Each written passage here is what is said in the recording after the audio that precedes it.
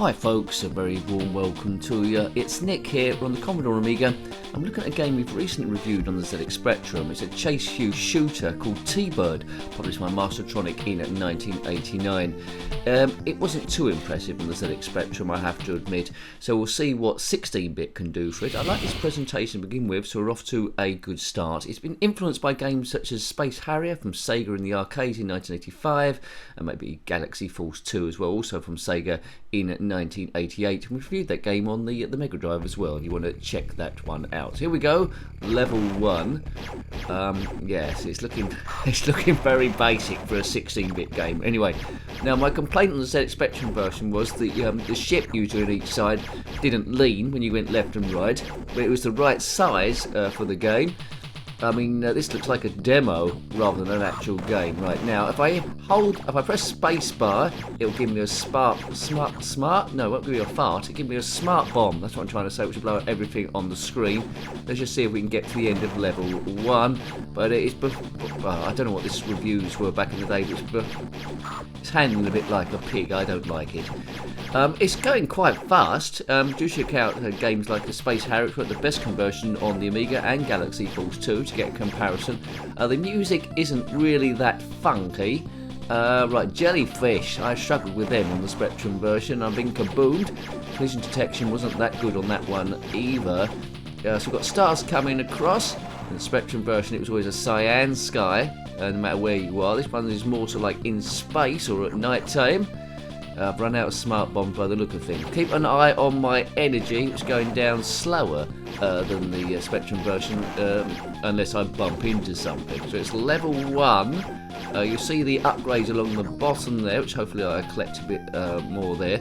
So my aim for this review, because I haven't got a poke or a cheat like I did on the Spectrum one, is just to get to the end of level 1 and see the boss at the end.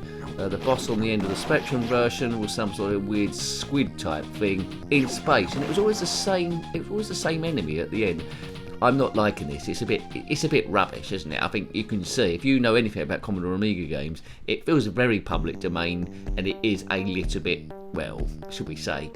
I don't like to say anything is rubbish because there's something to draw to it. This title bit is good. That's great artwork, whoever done that. Music, not the best, but acceptable. Game, extremely poor. But anyway, it doesn't crash. We'll have another go, see if we can get a little bit further, see if my mind changes. So, as always, not expert gameplay, dodgy gameplay, you know this already. Nincompoop chat and a bit of stress busting and seeing, would you have gone back to play this game back in the day if you had it? Load times, well, not particularly brilliant, but let's ignore that as well. Right, away we go.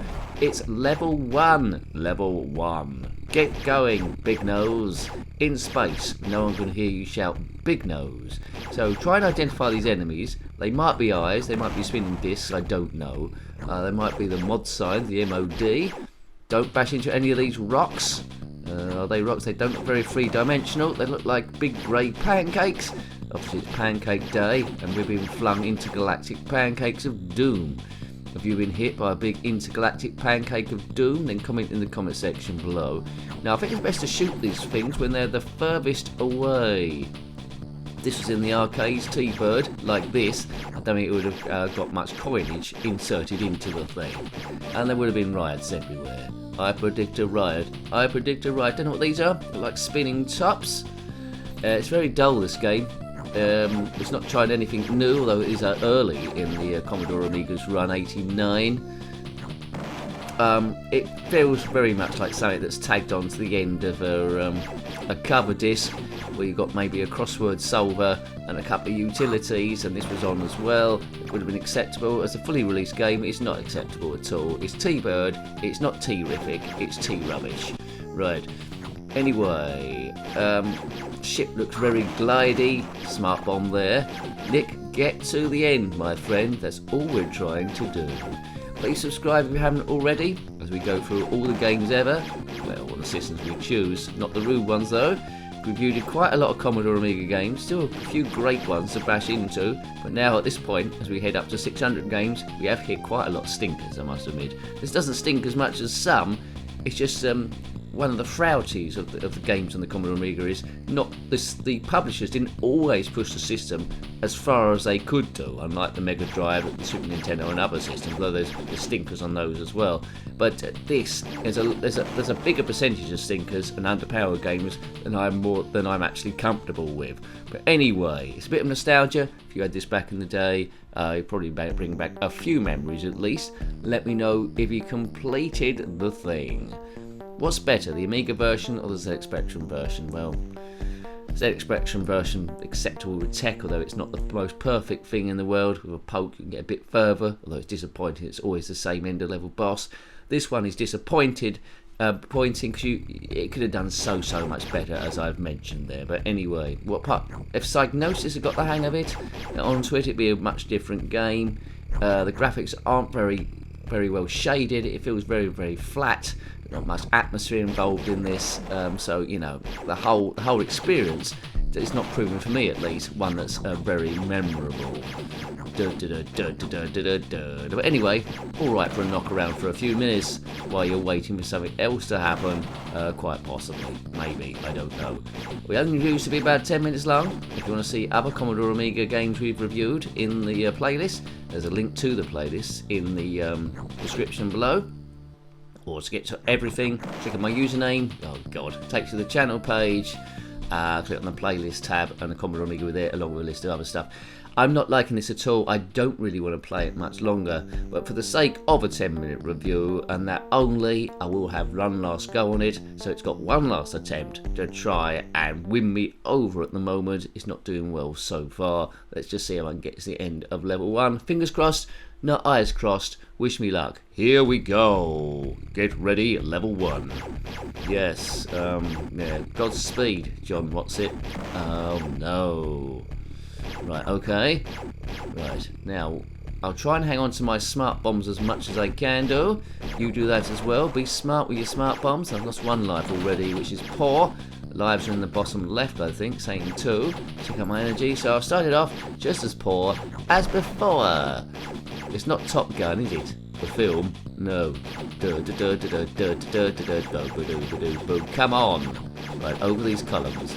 I just want to see really what graphics are on the next one. On the Spectrum version, at each level was just reskinned graphics of what essentially was the same thing each time. I can understand that. I can imagine a little bit what the programming would have looked like. I don't know what any Amiga programming looks like. I don't know how they did these games. Probably with different engines on a PC, maybe. If you know, let me know in the comment section below. How would you make a Commodore Amiga game? It's all with different files by this stage, graphics files and all that sort of stuff coming together, sound files. But yes, I don't know what the coding would be. There's lots of different coding. I mean, this looks like something made for that Amos, which is a very basic programming thing. People in the industry will tell you, I don't know what Psygnosis use, those they're top quality games, very guarded engines, which I don't think have been released. If they have been released, let me know in the comment section below. Are there any Commodore Amiga gaming engines been released which you can produce high quality games on? Right, anyway, I'm still alive here. Right, jellyfish time. Oh no, I've been kabooted. What's the time now? One last go? I don't want a last go. One last go, maybe. It's now or never, Trevor. It's now or never. Come hold me tight. I hope on your pants you haven't got dynamite. Dynamite! So these ships here, on this bit here, they don't seem to be in the game at all. There's a big pink thermos flask in the background, probably full of tea. Perhaps that's where they're going to for a nice earned tea and biscuits as a break from playing this game. Right, this is definitely the last go. Right now, let's try and be a bit clever here. Let's just shoot them when they're furthest away. Well, we've got away with that. I haven't died. Oh, I was going to say I haven't died so far, but my sentence got interrupted by dying. Right, come on, use the force, Luke, and everything else you can use. Don't know any pokes of this game. Would it be interesting to see the other levels? Not really. Would I be incentivized to try and see the other levels? Not really. If someone called me for tea, would I say, I can't come now, I'm on such that no, I will reset it and come back and have a nice dinner. Anyway, right, let's shoot these spinning tops because that's what they are. The storyline of this game I haven't told you yet, but I did try it show on the other review. You've gone to pick up this vehicle called a T-Bird from your local showroom, and when you've gone to fly back to your house, you've taken the wrong turning, and you end up in this alien precinct. And instead of turning back, of course, you be attacked by the aliens, and you just sort of blast them to blitz. Don't sound very friendly to me. That's not a future I want to be part of. If you're an alien watching this, I'm your friend. You know, let me off and all that sort of stuff. Also, perhaps I should start a rogue charity called Alien Protection, so people don't destroy the aliens, but I become a millionaire and all that sort of stuff. Billionaire a messiah. Anyway, if you are a billionaire messiah protecting aliens from everything, then comment in the comment section below. Right, spare me a few coppers, man. Right, okay, right. How am I doing? Am I doing better? It's hard to tell. I'm keeping my finger now on the fire button. I'm not lifting off, I'm just pressing it down. Before my first few goes, I was hitting it over and over. Now I'm just resting on it, so it's continuously firing. It's rapid fire, and that's probably the way to go. I've got a bigger hit rate. The gun's never going to overheat, to my knowledge. Just keep shooting, and you might get lucky. Am I slowly learning how this thing works? Is there a learning curve? Now, what's coming up next? I don't want to get to the end of level boss. Not saying I'm going to kill the end of level boss, but I want to get to him. 2 lives left, it says still. I don't think I've got any smart bombs left. I think this is the furthest I've got, isn't it? Right, spinning tops. You spin me round, round, baby, right round, like a record player, round, round, round, round. Sibbity bab, sibbity boo. Right. I'm doing okay here. You're only vulnerable when they come in towards you. That's what I've learnt. Bit like a charging rhinoceros, really. There, if you are a charging rhinoceros, then comment in the comment section below. We'd love to hear from you. Right. Oh God, right. Oh, these balls. I don't need these balls flying out. We're pancakes, aren't we? We said. Right, now what? This looks good. Here we go. End of level boss. It looks like that ship from 2000, The Space Odyssey. Oh, is it How in charge? Don't know. How? I can't do that, Dave. Right, okay, now don't die down, Nicky. Come on, you're close. This thing's taking a bit of a pounding. Looks like my shots are heat-seeking onto the thing. Come on, don't die. Just stay out the way of this mess. Well, the ship is completely different to the Spectrum version, which was like a really organic-looking octopus, from what I can make out. Yay! Oh, good, he's done it. Has this game won me over now that I've got past level 1 and blown it up? No, it hasn't. So well done. Just continues in the same vein. The ground's a different colour. It's white. Level 2. We're in some ice planet now. Well, that's enough for me. I don't really want to see any more of it. How far more can I go on for? But no smart bombs left, unless it's going to give me some more. No enemies either. Where's the enemies? You need to put that in the game. Where are they gone? Maybe it's too cold. What killed me there? So I've run out. Perhaps shooting the gun depletes energy as well. Right, here comes some TIE fighter dudes. Stay on the leader. What?